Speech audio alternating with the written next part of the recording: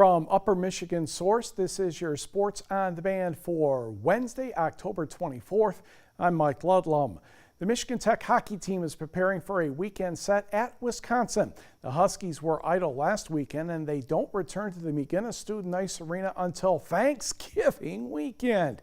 Tech needs to play well this weekend, of course. Coach Joe Shawn says the Badgers are similar to what they saw in Minnesota Duluth. We're going to get a well-coached team. We're going to get a team that's good on special teams. We're going to get a team that has some high-end talent that can expose you one-on-one if you allow them to. So you know it's a great test. They swept Boston College. They had a tough loss at Clarkson, then put a pretty good effort in I believe an 8-2 win against St. Lawrence. This weekend series against the Badgers begins an 8-game road trip away from the McGinnis Student Ice Arena. Puck drop Friday, 8:07 p.m. NMU hosts Bemidji State, while Lake Superior State visits Alabama Huntsville. The Great Lakes Intercollegiate Athletic Conference went through its preseason drill today on the men's side in the North Division.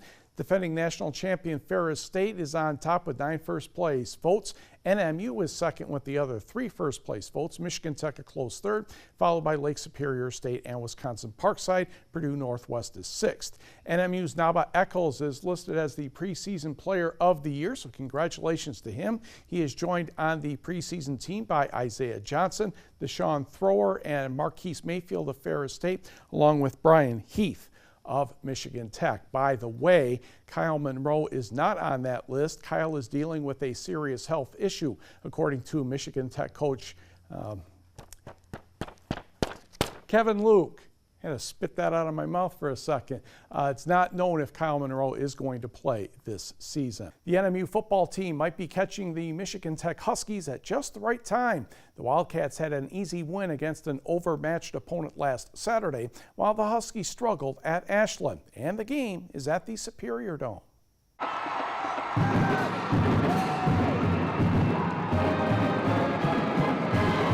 This will be just the second appearance for NMU head coach Kyle Nystrom in this rivalry against the Huskies. He knows exactly what Tech will do on offense with receivers Jacob Wenslick and Ben Hartley. They'll take deep shots with 2 and 5 and play action and go max protection, and then they'll run the rest of their plan. They're a good gap scheme team. They're a nice, what I call flop and split zone team. They're going to set up their screens, whether it be to the back, whether it be to the receivers. They're going to do all the things they do. And they're going to do it they're going to present it different because they do every week. Like I said, they're a high IQ offense. Wildcat defensive lineman Brad Gustafson of North Dickinson had a career highlight last weekend with an interception against Lawrence Tech. He wouldn't mind if that happens again Saturday.